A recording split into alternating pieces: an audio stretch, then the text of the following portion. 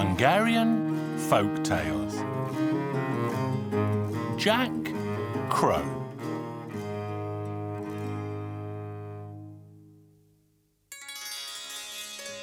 Once upon a time, a very long time ago, there lived an elderly couple who had nothing in the world except a young son they called Jack Crow. As soon as the boy was old enough to know his own mind, he told his parents, "I've decided to go out into the world to find work with a wealthy family." His elderly parents did not protest, and so Jack Crow set forth to seek his fortune. When he reached the edge of the village, he caught sight of a swarm of ants marching from one field to the next across the road. And right at the back, he saw a single lame ant that fell by the wayside and could not rejoin its friends. So Jack Crow helped the little ant back to its tiny feet. "Thank you for your kind help," said the ant. "In return for your good deed, I shall give you this whistle. Whenever you're in trouble, blow it, and I'll come to your aid in an instant." So Jack Crow put it in his pocket and continued on his way. As the moon rose in the sky, he found himself in the middle of a vast forest, where a white-haired old man lived in a small house. "Good evening, old man," said Jack. "Good evening to you too, son. What brings you to this distant place?" the old man asked. "I'm looking for a wealthy family who will employ me to work, but now I simply need shelter for the night," Jack Crow told him. So the old man let him stay for the night, and in the morning he gave him some wise advice. "Well, my boy, you should follow the track through the forest, where you will find a vast meadow. There you will discover a giant mountain. On top of that mountain stands a castle crafted from pure gold, and that is where the king resides. I happen to know that the king needs servants, so I suggest you go there to seek employ." So Jack Crow thanked the old man and continued on his way. When he reached the edge of the forest, he noticed a flock of crows flying around something on the ground a little way ahead. There he found a crow flapping helplessly around because its feathers were heavy with morning dew and it could not get off the ground. Young Jack took pity on the bird, picked it up and petted and patted it until all its feathers had dried. Then the bird said, "Now hear me, Jack Crow. You've done me a good deed, so in turn I shall give you this whistle. If you're ever in trouble, blow it, and I shall come to your aid in an instant." Jack soon came to the foot of the mountain on the shores of the sea. As he stood and stared out, he saw the waves toss a fish from the waters that landed flapping on the ground. Jack took pity on the fish and gently helped it back into the salty water. When the fish was fully recovered, it said, "In return for your good deed, you can expect another. I know you have 2 whistles already, so let me give you a third. If ever you're in trouble, blow it, and I'll come to your aid in an instant." So Jack hurried to the castle on top of the mountain. There the king greeted him and asked, "Well, what can I do for you, my fine fellow?"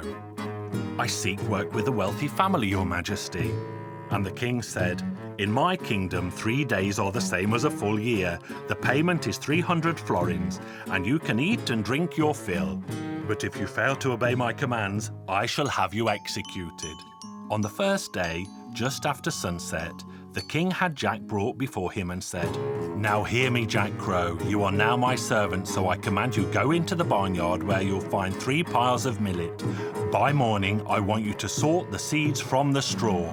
If you fail to complete my command, I shall have you executed."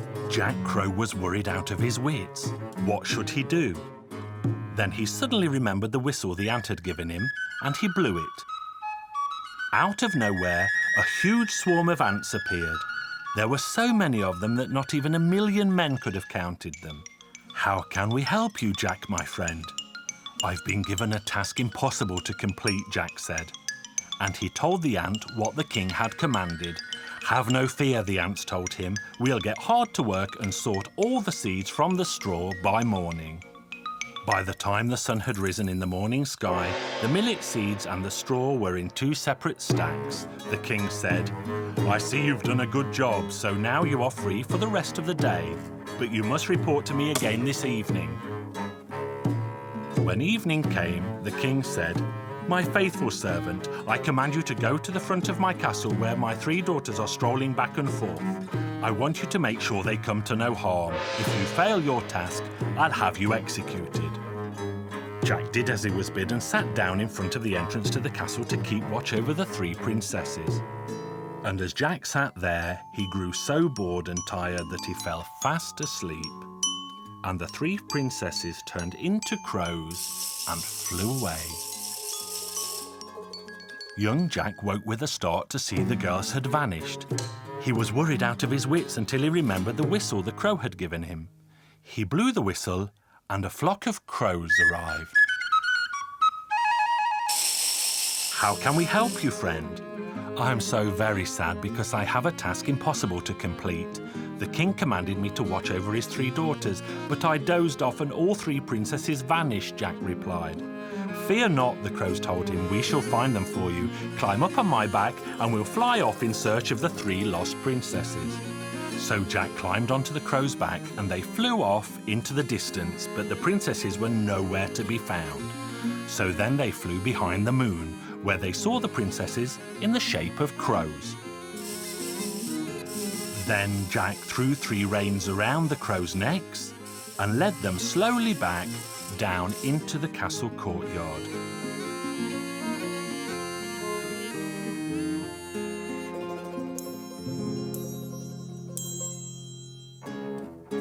On the evening of the 3rd day, the king again ordered that Jack be brought before him. The king said, "I command you to go and find the gold ring which fell off my finger today and rolled into the sea. If you fail the task, I'll have you executed." Jack knew that this was impossible to solve alone, and so he ran to the seashore, where he blew on the whistle that the fish had given him. A shoal of fish appeared in an instant and asked, "How can we help you, friend?" There Jack Crow quickly told them what he had been commanded to do. "Don't worry, friend," said the king of the fish. "We shall do our best to find that ring for you." The fish searched and dawn was almost breaking, but they still had not found the ring, until they found it in the belly of an enormous goldfish. "Well, my faithful servant," said the king, "you've done an honest job of serving me. In return, I will give you the hand of one of my daughters in marriage, half of my kingdom, and 3 cartloads of gold for good measure." However, Jack Crow did not want to marry and did not want half the kingdom, for all he wanted was the gold, and the king happily gave it to him. Jack Crow drove the 3 carts home to his beloved parents, where they ate good food and drank fine wine, and all lived happily ever after.